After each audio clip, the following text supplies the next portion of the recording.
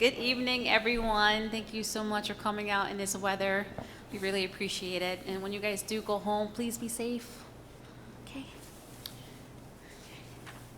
In accordance with the provisions of the Open Public Meeting Act, the Asbury Park Board of Education has provided adequate notice of this meeting by sending the notice of the time, date, location, and extent known, the agenda of this meeting to Asbury Park Press and the New Coaster on January 14, 2022 via email. Copies of this notice have been placed at the Administration Bulletin Board, the District Schools, Asbury Park Municipal Building, Asbury Park Police Department, and filed with the City Clerk on January 14, 2022. The Asbury Park District will provide all students with a comprehensive and progressive education where everyone possesses the skills and character to succeed in a diverse, evolving global society. Roll call, please. Ms. Halls-Bay? Present. Ms. Breach? Here. Mr. Grillo? Mr. LaRocca? Here. Mr. Remy? Ms. Ricks? Here. Mr. Saunders?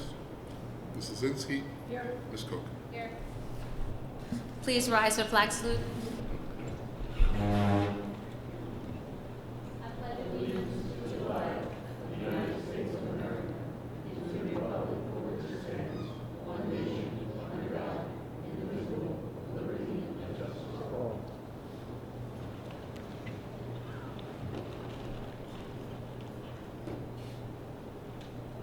We have a few presentations today, and if you guys need a recap, APTV. Good evening, everyone. So we have our student presentations as well as our staff presentations. However, as we see that we're waiting for some of the additional students to arrive, we have two other presentations besides mine. We have the presentation by Mr. Ruiz as well as Dr. Howard Morris. So in the interest of time, I'm going to go ahead and do my presentation on the goal setting for the board, and then we'll have an intermission, I guess, or transition to when the students come and the staff arrive to do their presentations and then go from there.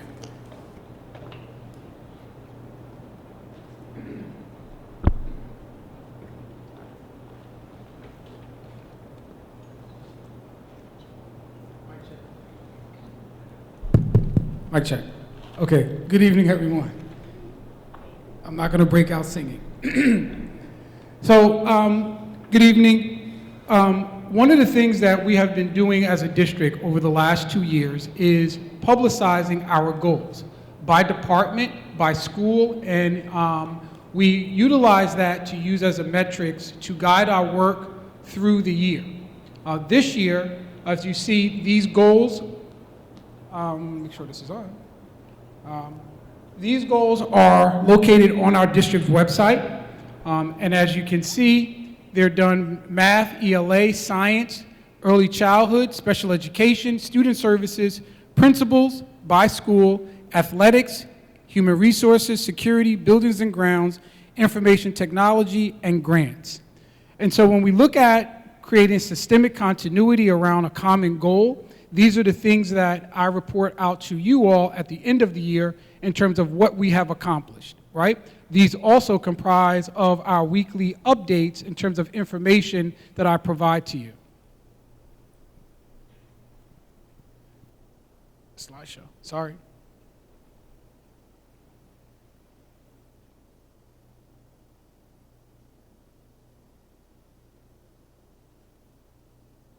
So here is the goal for one of our schools, our upper elementary school. Our focus this year, our academic focus, is writing. So you'll see that in each of our schools, with the exception of the high school, which will focus on credit recovery, is an area that we're looking at in terms of all of our work focusing in mathematics as well as ELA. So you'll see the quad chart here is broken up into the goal that is on our webpage, some of the impacts and concerns, next steps, and results. These here, this quad chart, only reflects from September up until December the 1st. So these are not a summary of what we've accomplished, but giving you an indication of what we're working on and working toward. So as you see, these are some of our results in terms of 4th grade, 5th grade, and 6th grade in terms of the non-score for on-demand writing. And these are some of our next steps and you'll hear some of our next steps in congruency with Mr. Ruiz's presentation a little later. So, marking period 1 data presentation, individual teachers writing conferences with the principal, create a standard for a number of on-demand writing activities per week, and enforce use of NJSLA, student-friendly rubric, and collect analysis of global on-demand pieces. So I'm not going to go through each of them.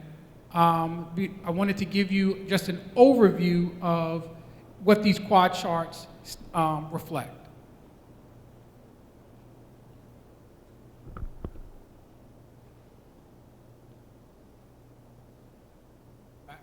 Here's Thurgood Marshall. You'll see there's an actual, Bradley Elementary.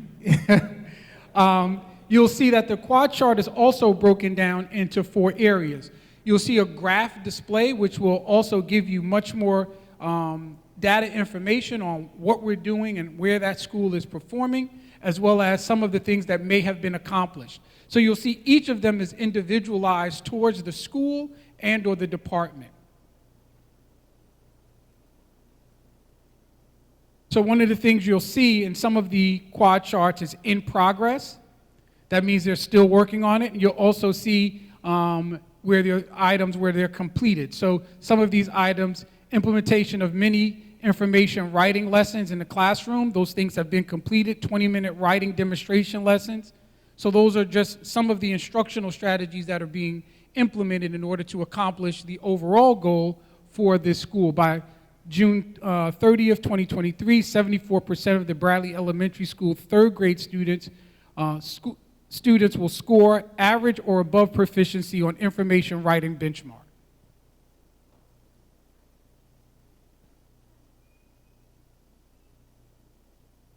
So we'll see here, this is one for Mr. Sosa, again 50%, reduced by 50% the number of unsatisfied rating support requests received for school dude.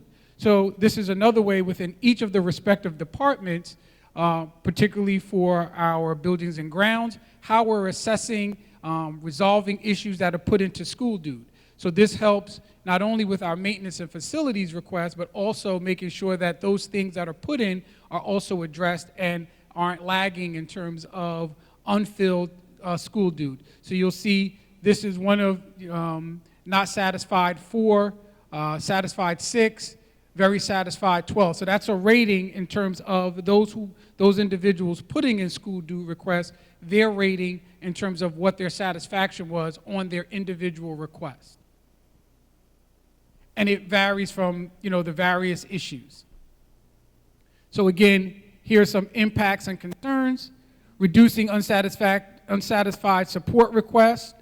Some unsatisfied support requests may result in some uncontrollable concerns, i.e. time. As you know, a lot of what buildings and grounds is dealing with is supply chain issues and things of that nature. Again, looking at next steps in order to satisfy those areas, in order to move from not satisfied to very satisfied. Our school safety individual, Mr. Jordan, also presented one. Again, looking at the data here. So our goal is to see these areas in terms of pending, move to completed or in progress. Say in progress to completed, pending, meaning they haven't started yet, and getting underway. Looking at next steps and barriers, these are also things that we discussed at our executive staff meeting in order to address those issues at our monthly executive staff meetings to make sure that we're accomplishing these things.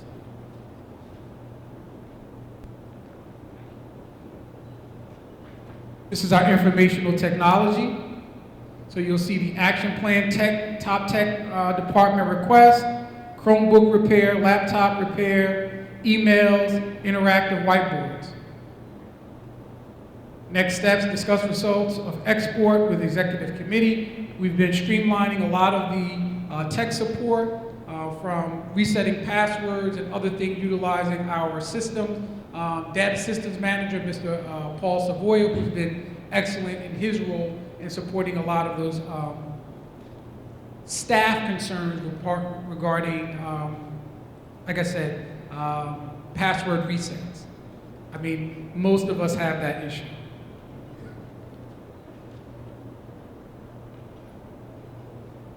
One of our major areas that we've been focusing on as a district, which we confronted earlier in the school year related to eligibility, has been our credit recovery.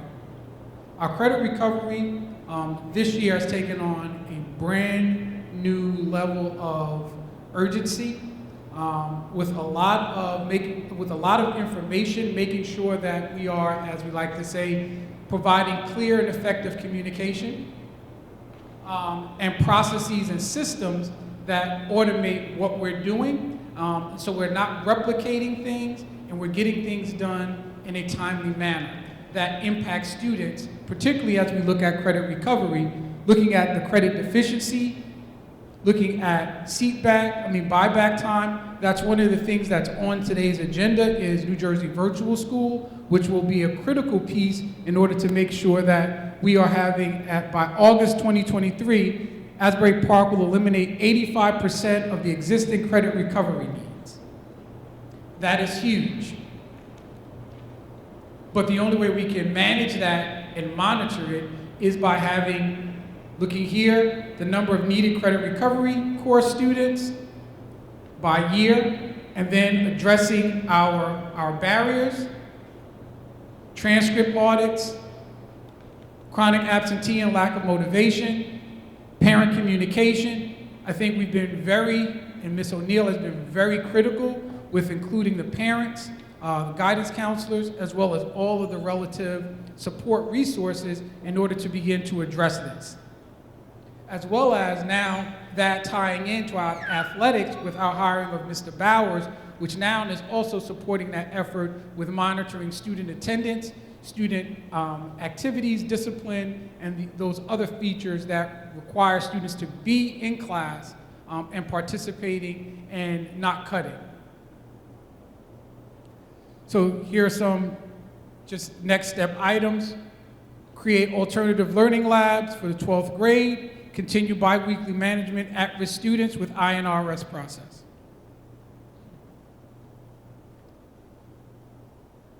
Another one of our gigantic goals as a district is our attendance.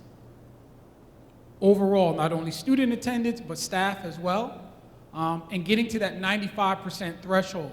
One of the things that we have implemented consistently last year, really following through on it this year with much more urgency, is our attendance improvement plan conferences between central office, the building level, staff, and everyone who works here in Asbury Park.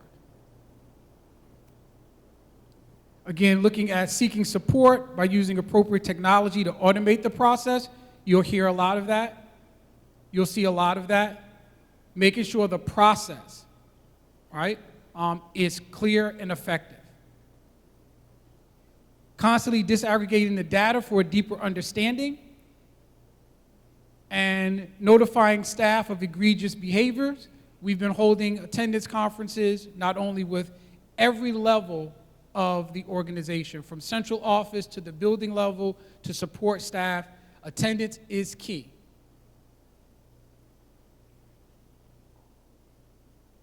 You'll see here our student attendance. Looking here in terms of student will increase by 50% by June 2023. Utilizing the attendance officers, our HIPS intervention, RTI, we just finished a professional development for staff. What was that, Wednesday? Yesterday. Well, today's Thursday. They all blend together. So had a extensive RTI training with our staff on HIPS intervention as well as the RTI, looking at making sure that, as again, all 4 of our schools at this point are in the process of having the INRS meetings.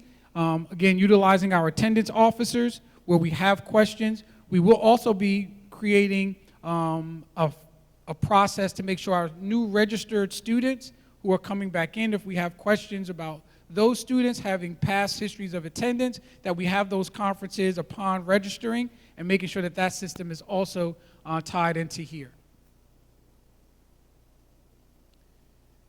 And then here, next steps, increase PBSIS, launch campaign to obtain parent email addresses, and increase INRS meetings. For those of you, INRS means intervention and referral support.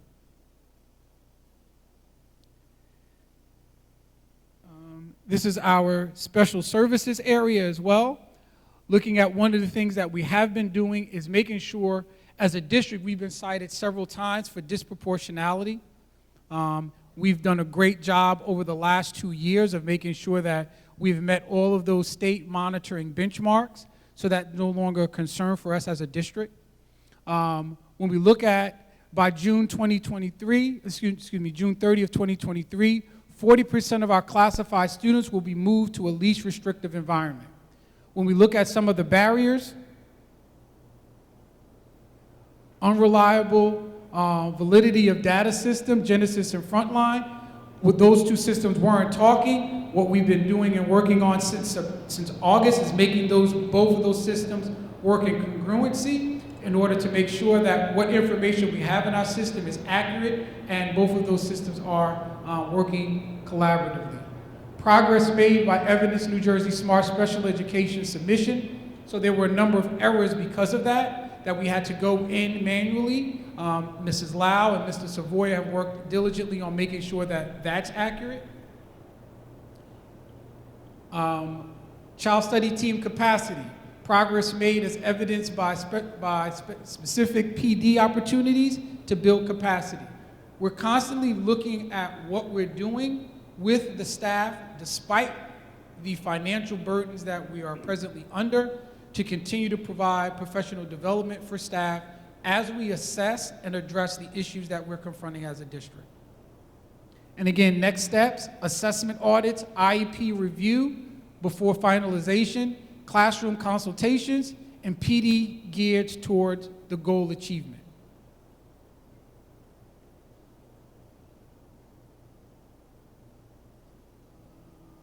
This is our science goal. When we look at here, by June 30th, 2023, all K-6 teachers will close the proficiency gap in the area, of science concepts and on the science writing benchmark by 50% or achieve proficiency by June 2023.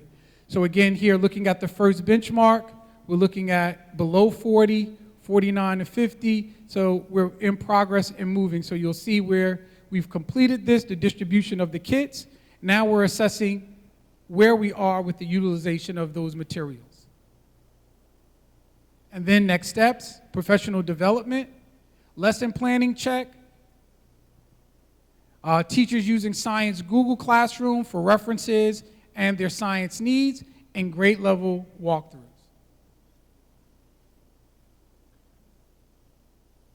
This is our ELA. So again, this is our core writing, the 6 through 8, narrative writing, ELA.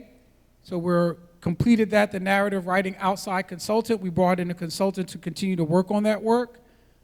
And again, next steps to complete the second on-demand writing, to continue PD and coaching sessions with outside consultant, and complete final on-demand writing to determine final growth towards the goal.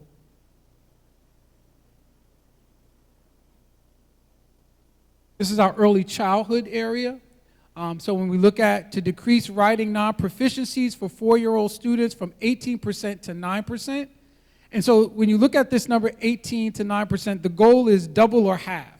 We want to cut or increase by double or half. If we're trying to cut a deficiency, we're trying to do it by double. And if we're trying to increase, we want to do the opposite. We want to cut it by half or double it up for growth.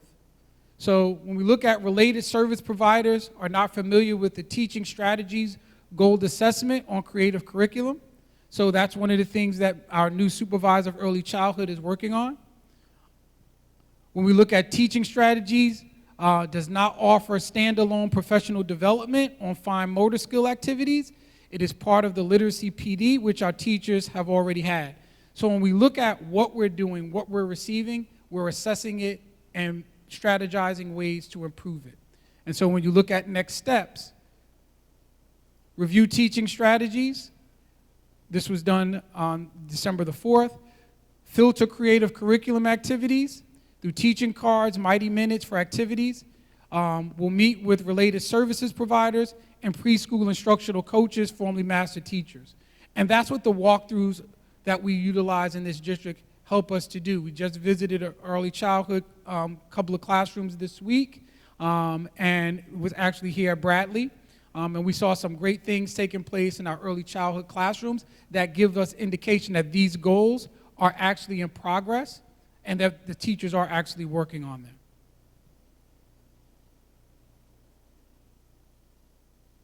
Our math area, again, K-5 students that are non-proficient in the area of problem solving. This is a huge area.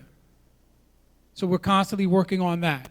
And this is a long sort of presentation, but that's the reason why we have all of those goals. But I wanted to make sure that when you see these in the future, you'll know exactly how to interpret them, and you'll know where areas you should be looking for.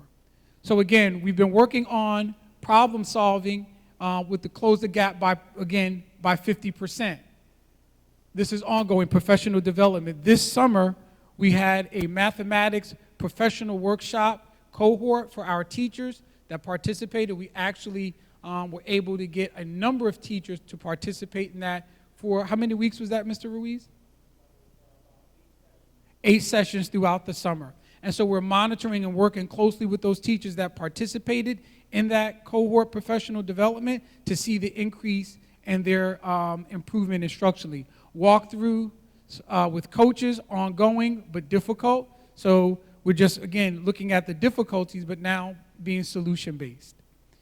Instructional coaches would visit the classroom, common planning activities, coaches available in the classroom, model problem-solving strategies, need for productive struggle. That's one of the things that we are constantly working on when we talk about engaging students in progressive struggle. What that means is giving the students the opportunity to really work whatever the problem that there is, that they're facing, and so that the teacher or the instructor is not giving them the answer in order to just move the lesson along. So progressive struggle is actually a way of helping the students, and you have to monitor it so it doesn't become a deficiency that students struggle and then give up. So that progressive struggle means it's like lifting weights and you have a spotter. So you want that person to spot you, but don't take away the struggle. So when we look at our next steps, Teacher Instructional Academy, model lessons, common planning time, and review feedback from lessons, from lesson plans. And our last one is Thurgood Marshall. Again, looking here, the findings in terms of writing. Again, grade level proficiency on informative writing benchmark, grades 1 through 3. Look at some of the key strategies. Follow a systemic process for analyzing data. Build understanding and comfort with informative writing. Work towards the goal. There is no failure. Main concerns: how accurate is the benchmark data versus day-to-day progress? So these are things that Dr. Schultz is actually working on in her building, and then related to writing, which is our district-wide goal. And then looking at next steps: administer informative writing benchmark by market period 2, continue to conduct regular writing reviews, and continue to implement mini lessons in the classroom. So that's an overview of the district goals that are happening that you see on our district's webpage. Are they perfect? No, they're not. But are we being transparent about what we're working on? Yes, we are. As a district, we know that we have a huge hurdle to overcome in terms of academic proficiency, but we would like to focus on progress, right? Because one of the things that we will not focus on is the area that we're not doing well. We're going to be solution-based, and we're going to look at what our students are coming to us in their learning capacity, take them where they are, continue to work, continue to encourage the teachers that we have that believe in our students, that come every day to work, and to do a job that they have themselves committed to doing on behalf of the students and the families in this community. And so that's the work that we all are collectively doing, from the central office to the support capacity staff, to our security, to our informational technology. These are all of the goals that we're constantly working on, and those are just some of the things that we've done from September up until December. Questions? None? Okay. Sorry that kind of took too long. Oh, that's like 30 minutes. Jesus Christ. Merry Christmas. Ms. Morris didn't give me the... Okay, so are all of our students here? Yes, yes, yes.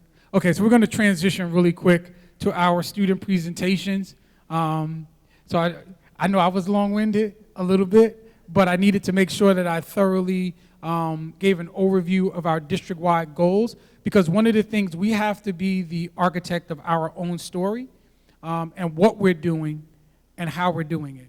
So our normal part of this work is we recognize our students and staff. So I'm going to bring up Ms. Jackson Byers, who is going to do Bradley Elementary School, Student of the Month and Staff of the Month. And if we can come to the orange tape.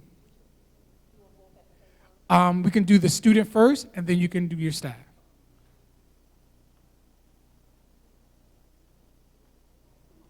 You want some help, Ms. Jackson Byers? The bag lady.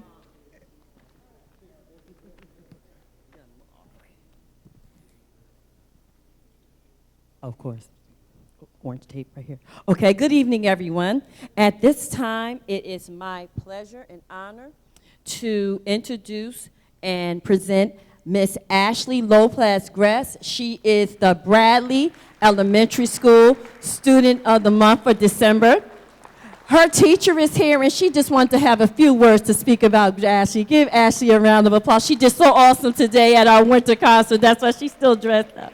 She's awesome. And this is Miss Wayner, her teacher. Good evening, everyone. So I'm filled with so much joy to be here tonight to present Ashley to everyone. Okay, and 1 second, we'll call them up. I'm filled with so much joy. The other day we practiced affirmations in our classroom, and Ashley went up to our classroom affirmation mirror and said, "I am a leader." She took the words right out of my mouth better than I could. She is a leader. She is so kind. She is thoughtful. She always listens to her teachers as well as her friends. She takes things in, and she really thinks about them before she makes an action. And I want to compliment her family, because her family is such a strong support system to her to make her a leader. She always talks about her mom, her younger brother, and her Uncle John, and her father and her grandmother as well. So we're super proud of her, and she is our leader for this month of December for sure. Okay, so we have a couple of gifts for Ashley. We have some spirit wear, some Bradley spirit wear. So on those dress down days, you have spirit wear. And of course, we have a polo for you. So hold on 1 second. Let's get us to Ashley. This is for you. Thank you, Ashley. And I would just like to say that I want to say thank you to Ashley's parents, Ashley's mom, who actually is a former student. Oh my goodness, I feel old right now. Thank you for blessing me. I blessed you years ago, and now you sent your baby to me. And thank you. These are for you. These are for you. And would you please wear this Bradley Elementary School pride like you did a long time ago with pride? Thank you.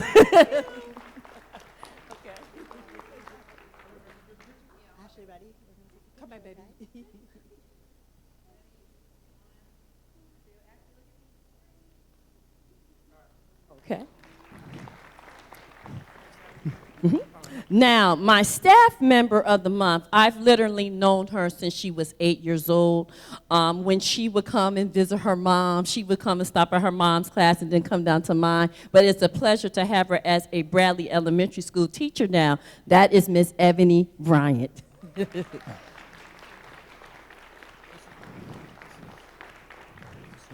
Oh, they have a little something for her. That's what they have, a little something for her. And there's a flowers for Miss Ebony Bryant. And Ebony, I just want to let you know, I have a little something in here for you. We have a little problem with shoes that we might, and I just had to put a little something in there, a little extra for Ms. Bryant.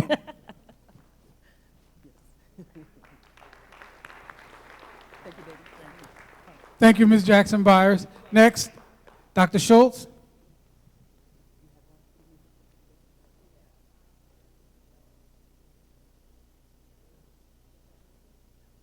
Okay, she didn't take.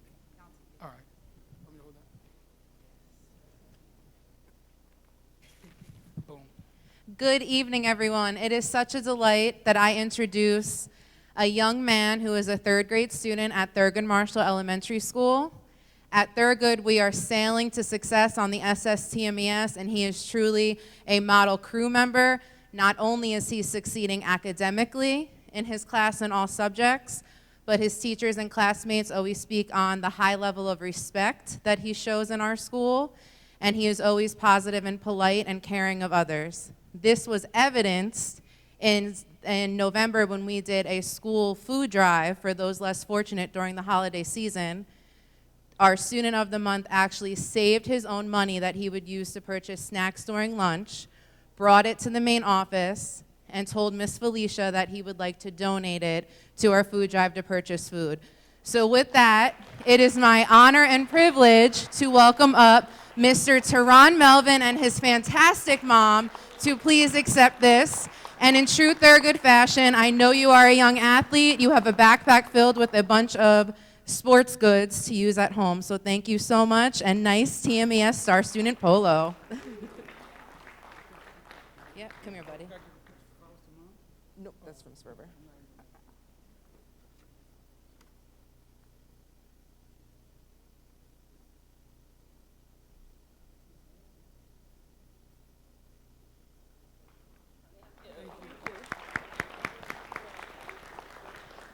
And for the Thurgood Marshall Staff Member of the Month, it is also a delight to award Miss Marcy Ferber, a third grade teacher who was unanimously nominated by her colleagues. Those who know Miss Ferber, I hope she is watching from home, knows that she does everything with passion, excitement, and joy, and puts her own fashion and spin on everything she does in her classroom. While she cannot be with us tonight, we appreciate her, and I know she is here in spirit. So Miss Ferber, congratulations. We'll have Miss O'Neill, the high school principal, come up.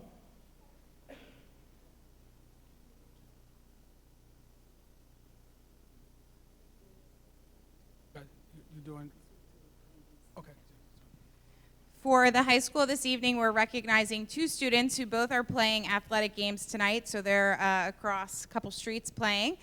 We are recognizing two students, an 8th grader, Ryan Monroe, and an 11th grader, Raleigh Stevens. Both gentlemen had not only perfect attendance for marking period 1, up through today, they've had perfect attendance all year, but they also got straight A's in marking period 1 with all A's and A pluses, so huge shout out to both of them. Both are also athletes in all seasons, so they're really incredible within our community. Oh, I'm still going.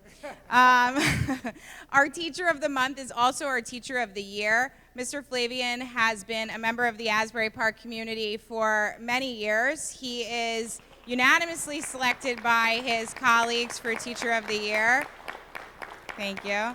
He is an ELL teacher in the high school community. He is the first stop for many of our students who are port of entry coming into Asbury Park for the first time. He also helped to create our girls soccer program, which has continued to grow at the high school. And he is a local pastor within the community and just a beacon for many of our kids and families. So thank you for all that you do for us, and congratulations. Of course, of course. Yes, this is for you.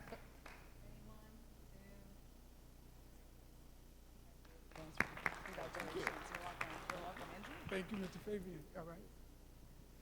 So Mr. Medina is not here. However, we have a dynamic duo who are going to come up and tag team for the MLK Upper Elementary. So Dr. Schultz will do the student, and Ms. Jackson Byers will do the staff. Good evening. On behalf of Principal Medina and the Dr. Martin Luther King Jr. Upper Elementary School, it is a delight and privilege to introduce and award Miss Princess Kamira Lanigu for Student of the Month. She is an asset to MLK Upper Elementary, and her principal, teachers, and students appreciate her hard work. Congratulations, sweetheart. And here is a gift from your principal. Yeah, it sounds good. And on behalf of Principal Medina, his staff member of the month is none other than Miss Maria Jefferson, also known as Officer Cherry. Unfortunately, she's not here this evening, so we will accept this in her honor. But the MLK staff and students are happy to have Officer Cherry. Thank you for everything that Officer Cherry does.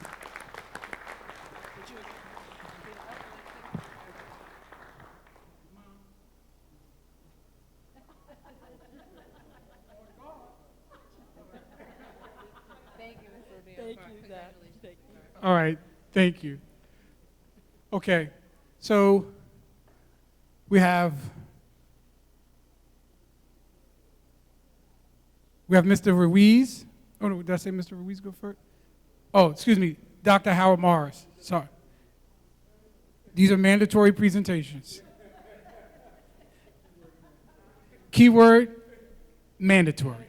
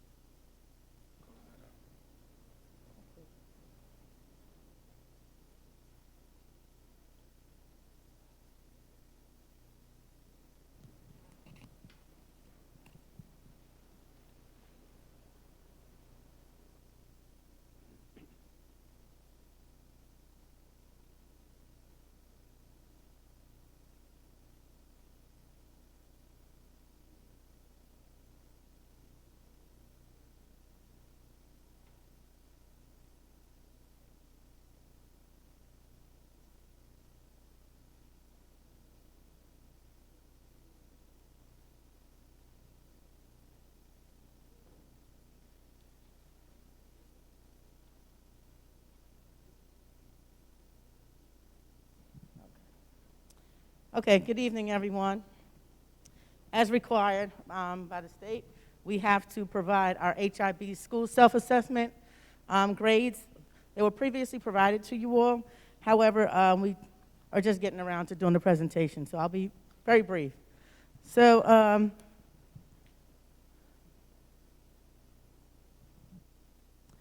as you see here, the school assessment is for each HIV specialist is to go through a certain category and provide what they actually did during the school year. This self-assessment is for school year 2021 and school year 2022.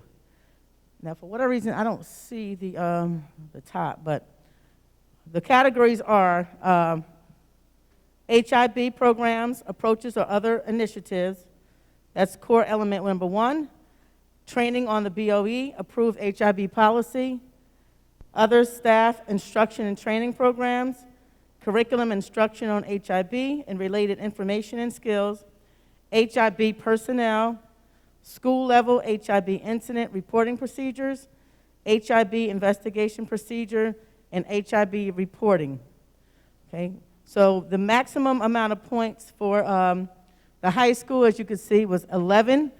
On core element 1, Bradley was 11, MLK was 15, and Thurgood Marshall was 13.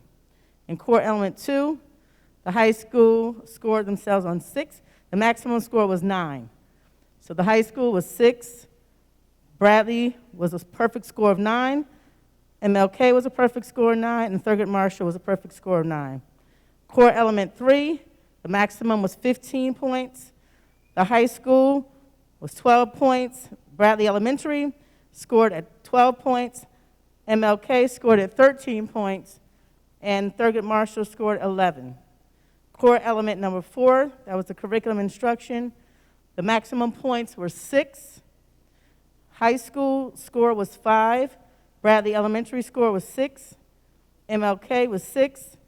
Thurgood Marshall was 4.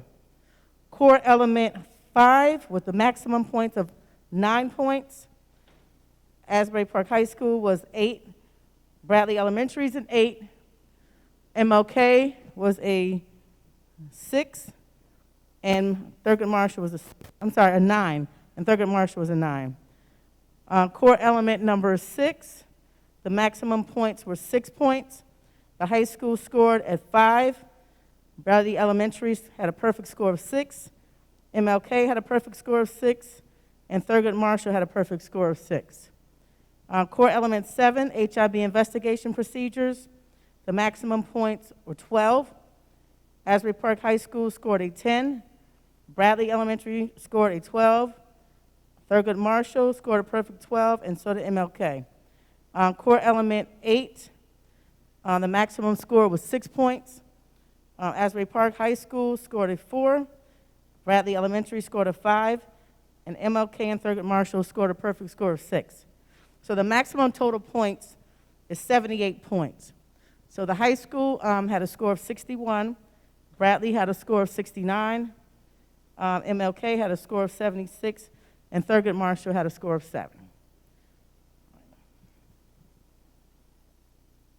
So if you take a look at the average school grade over the last 3 years, 4 years now, 2018, 2019, as the light blue, the average score was a 70.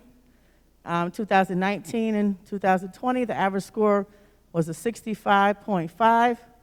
The average score in 2021 was 62, and 2021 was a 61. So, summary of the reports, the HIV reports. We had a total of 176 HIV reports and investigations that were done. There were 63 confirmed findings of HIV, and 113 were non-HIV complaints, which was a 36% of the total that were actually HIV complaints. The elementary school from grade K to 5, we had 26. The middle school, we had 32. In the high school, we had 5. So what I did was I put an explanation for those that we did not meet or we partially met those requirements. So one of them was the HIV programs or approaches or other initiatives. And we didn't score a perfect score at Bradley or Thurgood. And the problem was that we did not have evidence-based programs specific to HIV. And we also did not perform assessments for HIV. So in those 2 particular schools. So what we're doing now, and actually let me go through all of them and I'll let you know what we're doing to change those.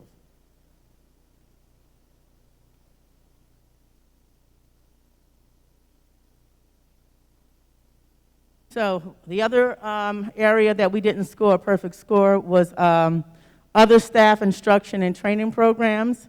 In order to exceed those expectations and receive a 3, you have to have evidence that all teaching staff members received at least 2 hours of suicide training over a period of 5 years. So we're taking care of that this year. What we're doing is keeping a Google sheet of all staff that come in. We're training every staff member this year for 2 hours. So as staff come in, we will make sure that they're trained in 2 hours over the 5 years.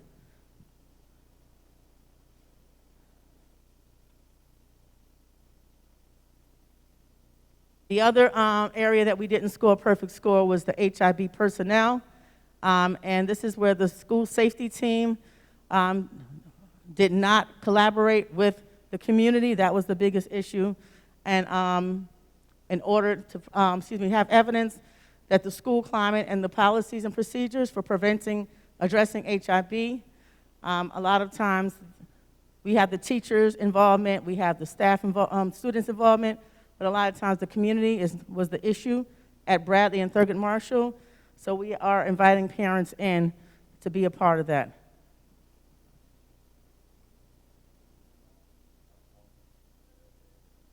Yes.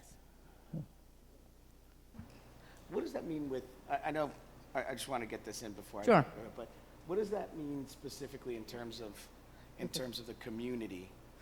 So what happens is Like- they want to make sure that someone in the community is involved in the culture and climate. And so for whatever reason, they weren't invited or they couldn't come. I know there was a big issue over COVID, but 2021 should not have been an issue, but it was in those two particular schools. So when they're having those meetings, they have to now invite someone in to be a part of those policies. Does that mean like a community leader or parents or? It can be anyone in Asbury Park. All right, Okay, interesting, okay, thank you. sure.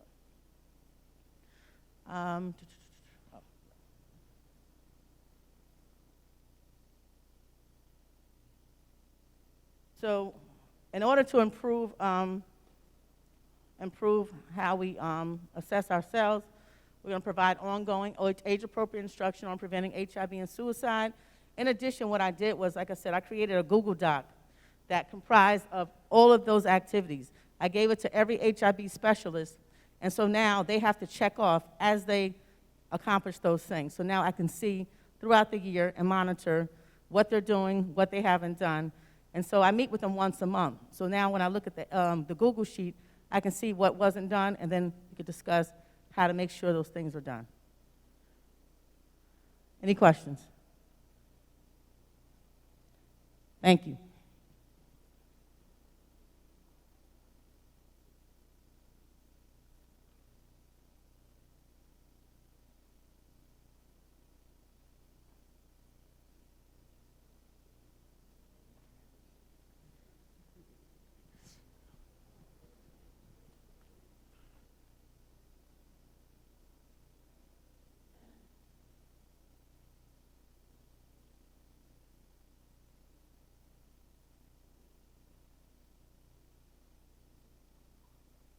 All right, good evening, everyone.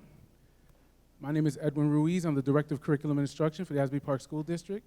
I wanted to, as Dr. Adams mentioned, we have some mandatory presentations. This month, I'm doing a presentation on the GPA test results for our students in 11th grade.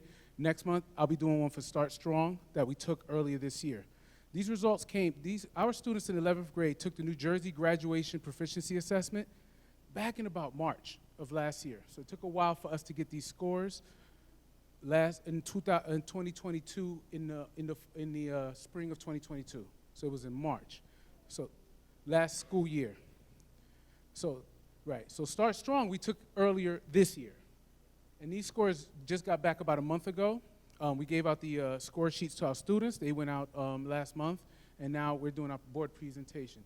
So just so you know, this is the first time this exam was given to 11th graders. In the past, they gave an exam or an assessment that you might have heard of called the HESPA, and this replaces that. This was the field test of this new assessment, and so this will become the baseline for what the state is going to do. So I'm going to go over some of the official particulars when it comes to the field test. So on July 5th, the governor signed that long thing there, which requires the State Board of Education to administer the GPA as a field test. The law prohibits the results, this is important, for the GPA field test, which is the first pathway to graduation, right? A substitute competency test, they have a second and third pathways. The third pathways is usually an appeals, a portfolio. And it is prohibited from being used for the students that are graduating this year, 2023. So those were our 11th graders last year who are currently our seniors. And this test will not be used as a form to determine graduation. There's no graduation assessment requirement for any student who is expected to graduate with the class of 2023. And as you recall, these are the students that were mainly in the pandemic a couple of years ago. So they're the ones coming out of that. The GPS field test results from spring 2022 may be used, and this is how we're going to use it, is to review curriculum and programming, right here, director, identify potential focus areas in preparation for the spring 2023 administration of the GPA to students expected to graduate in 2024. So this particular exam is running from 2023 to 2025. And again, the students in the class of 2023 are exempt, but the class 2024 and class 2025, this will be used to determine graduation. Okay, GPA is designed to measure the extent to which students are graduation ready in English language arts and mathematics. Graduation readiness is reported separately for each component. The ELA component is aligned to grade 10 standards, and the mathematics component is aligned to algebra and geometry. So that gives you an idea of what the students are being tested on and are being assessed. So these are the summary reports. In ELA, we tested 107 students. In math, we tested 108 students. You can see the district, and they simply give you a passing and not passing. And what does that mean for us? The state has determined, and I think this is why it took so long, they were looking to establish a cut score. The cut score that they established was 750. So if a student did not reach 750, they simply did not pass. If they did reach 750, they passed. You can see the district, 94% of our students in 11th grade did not pass. But the state, 61% of the students did not pass. It was very high both for us and for the state, okay? What I did was I decided to look at the numbers a little deeper. Scale score for ELA, meaning the average in Asbury Park for our students, again, passing or getting to the threshold, or the cut score is 750. Our scale score was 684. But in math, our scale score was 713. Another rarity. We don't usually get our math scores higher than our language arts scores. And it's the same reflected with the state. So then what do? We obviously break down these numbers by demographics, Black, Hispanic, multiple, white, all students. As you can see, same breakdown that tells you which students passed. Again, it's just broken down by the different ethnicities, as well as in math, and then all subjects. Same thing by gender. Again, there's nothing to really tell. We know that if 94% of the students did not pass, then that tells you that most of the students are on the not passing side. And so before I go to action steps, I do want to let you know that I then took and did a breakdown of where our students were. One of the things I was able to determine is that we had a lot of students in ELA, in math, that were close to passing. We had about 35 ELA students and about 90 math students who were maybe 3 to 4 right questions away from getting a 750. That's significant. All right, that tells us that we have students that are right there on the cusp, that if we put a little more effort and we look at some of the causes and where we need to target our instruction, we can push them over the top and we can have a significant number of students on the passing side. At the very least, if not match or surpass what the state average is. So how are we doing that in ELA? Well, one of the big things that Dr. Adams really impressed upon us at the beginning of the year was to move from semester-based language arts and math to full year. So we went to an A-B schedule. This was important because when students are learning year-long, year-round, it makes it a little bit easier for us to target them when we are taking assessments at the end of the year. Now, if they're a semester-based student in language arts and math, they can take the NJSLA in the fall, which we just did in the administration for our DREAM students who are semester-based. They're the only group of students who are on a semester assignment. Everybody else is on a year-long A-B schedule. Ongoing teacher instructional academies in writing and reading. This ties beautifully into what Dr. Adams kind of just did a great presentation on. So these are some of the same things you saw in his presentation or some of the things we're doing here. Professional development focus on ELA standard strategies and pacing, which is another big one that we're really focusing on this year. It's making sure people are moving along the continuum. Sometimes we get a little stagnant, so we got to keep moving. One-on-one modeling in classroom, ongoing PLCs and CPTs, making data-driven decision-making on instruction, grade level articulation on what writing should look like, personalized writing instruction with the NJSLA rubric as a framework, and use of our district resources and our interventions like iReady, iExcel, HMH, Link It, English 3D, which we just started, which we put into place for our ELL students in the high school. Just went into place in the last month, so we're excited about that. And then, of course, everything, as Dr. Adams told you earlier, are connected to our goals. So our goals are connected to writing as a district, and then all those different goals from all the supervisors who've been working very hard are all connected in this way to kind of get this work going. Same thing in math. Which is great this year because we have a math supervisor who's really in tune with the standards and the scope and sequence of what needs to happen. Move from semester-based, again, I put that up there for both. Conceptual understanding, teachers are receiving professional development to teach for a deeper conceptual understanding. We're working with standards-based instruction, using that standards-based instruction to target the major standards at the beginning of the year with support and additional standards at the end. One of the things, if you look at the scope and sequence of any of our programs, sometimes some of the major standards aren't covered to the end of the year, and we've already went through state testing. So what we did was we realigned it. We realigned it so we could cover the major standards first, and then those supporting standards at the end. Using the district-approved resources, which I mentioned earlier, again, talking about pacing, and then, of course, talking about the prerequisite skills for grade-level content, making sure it's taught in small group instruction, and that instruction is database, and again, everything being connected to the goals, as Dr. Adams so eloquently talked about earlier. And that's the presentation I have. If you have any questions, please let me know. Yes, Ms. Blazinski?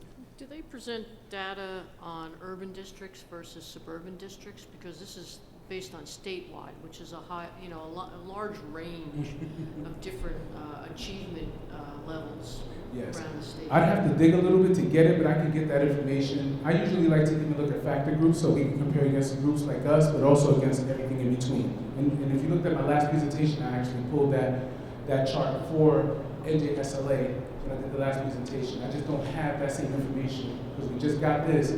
I don't have that, but I'm going to post this. You compare it to every school in the state, and if you break it down in different districts, it'd be very interesting to see how it pans out. Absolutely. I also broke down the different strands for, in writing, they have reading, we have about 6 different reading standards that the students have to pass within the reading, the ELA. There's 4 different ones in math. Even just looking at that, if we can couple those up, many of our students can pass. Our students are not far off. They just need a little bit more. We need to be more focused on all the things that Dr. Adams talked about earlier, and what we've been doing in the district is gearing us towards that. And I think this baseline gives us an indication of where we need to go. So that's what we're going to be looking to do. Thank you. Thank you, everyone.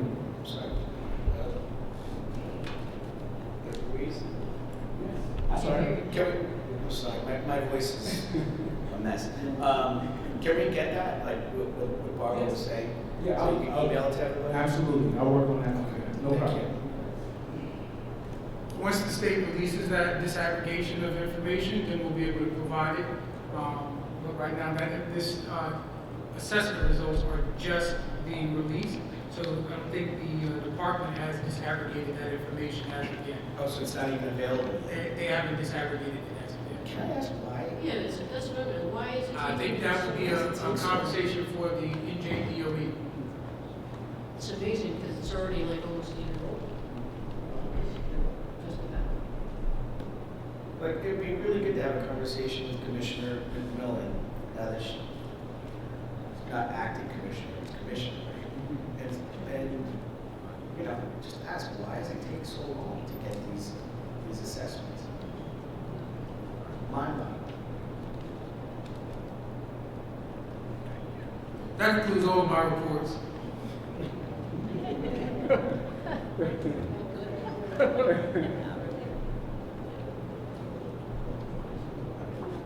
I actually gave more board members the opportunity to get here.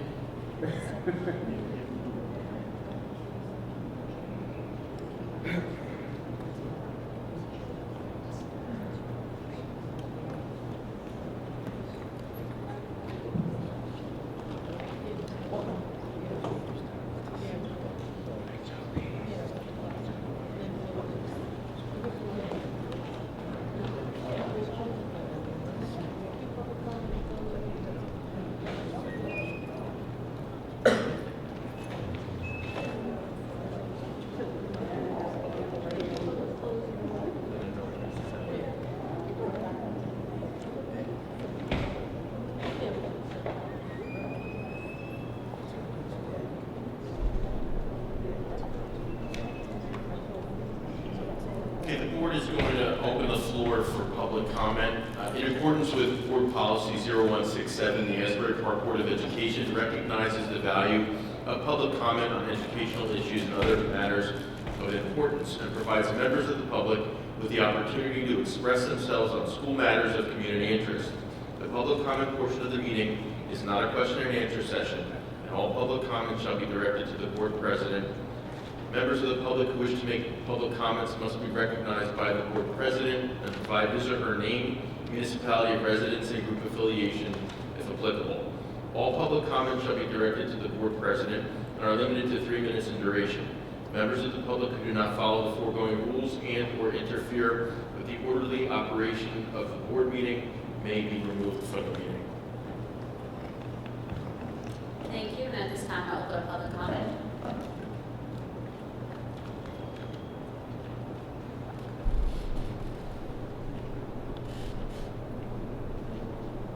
Amy Quinn, 1201. Do you do address 1201 Third Ave? Parent of a Bradley Elementary School student and a big supporter here. I wanted to thank Dom for his service on the board. Any complaint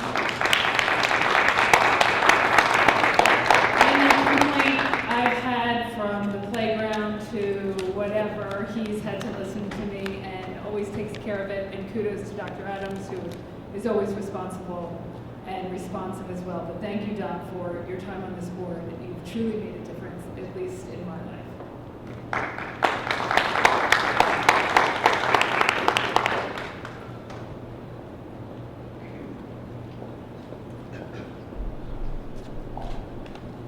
Good evening. Tyshawn Jenkins, 114 Leesville Road, Jackson, New Jersey. I'm a graduate of Asbury Park High School. For the past 7 years, I've provided scholarships for students who graduated from the high school. For a particular, my guidelines are a little bit different, and so what I'm looking to do is to be able to create a program that more or less provides students the opportunity to learn how to tie ties, also provide them with headshots as well as a LinkedIn. Regardless of what career field they choose to go into, whether it's to go to college or go directly into the field, this is something I would like to do with the seniors of Asbury Park High School. I've sent a letter and I'll follow up with an email as well with exactly what that would look like in more detail, but it was something that I just wanted to make sure I brought before the board. Thank you.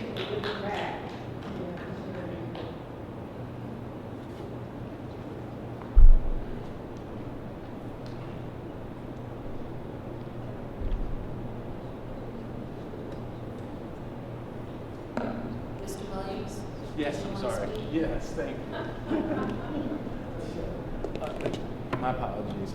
Aaron Williams, 42 Myron Avenue, Neptune City. I run a nonprofit organization based out of Asbury Park. It's called Asbury Park Tennis Initiative, and I'm the founder of that initiative. Thank you for having me today. I don't have a fancy PowerPoint today. I'm going to read something off my notes. Asbury Park Tennis Initiative mission is to provide educational community leadership to Asbury Park youth and adolescents, children through tennis. We believe that providing tennis academics, and life skills to underserved youth helps them succeed in life. We are committed to improving the lives of the children in our community. Tennis is very important in Asbury Park because it promotes personal development and gives young people the opportunity to participate in sports that promotes self-discipline, courage, and resilience.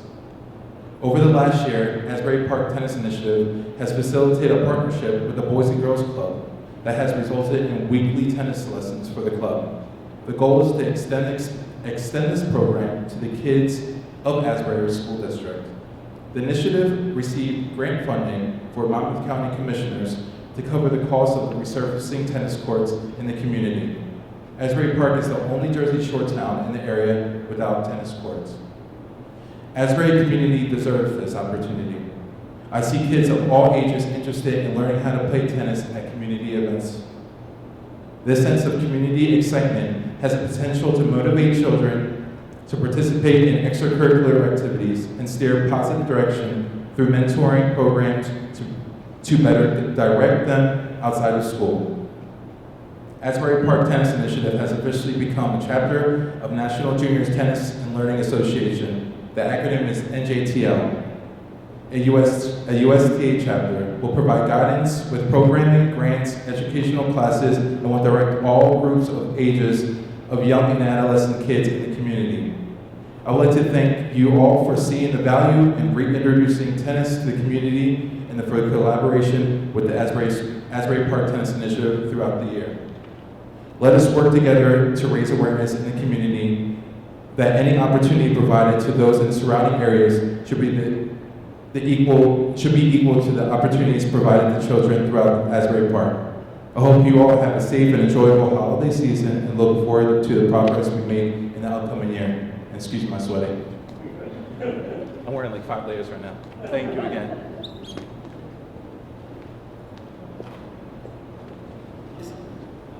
Is it okay if I ask a question about this? We're going to be introducing the resolution. I know, I see it right here. I just had a question about the program. Sure. For Aaron, if it's okay. I just want to know how many kids are taking the class in the at Boys and Girls Club. So right now it's different compared to summertime. Summertime we have roughly 100 kids that participate in the Boys and Girls Club, the Asbury District unit. So I would say outside of summer, right now we have about 30 females to 25 boys. So it's roughly around 50 children in total. Summertime we have, I would say, around 70 in total. And that's just including the Boys and Girls Club. How many classes a week? Summertime I host 2 classes. Right now it's one a week, but I want to extend that obviously once, hopefully when the resurfacing of the courts happen, I'd like to extend it to 3 times a week. Thank you. Thank you so much. At this time, we're going to close our 6 o'clock meeting and open up at 7. Motion to adjourn the work session. Second.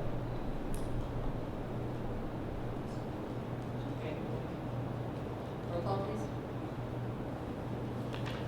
Mrs. Zinsky, Yes. Mr. Grillo, Yes. Ms. Salisbury, Yes. Ms. Breach, Yes. Mr. LaRocca, Ms. Riggs, Yeah. Mr. Saunders, Yes. Ms. Cook. Yes.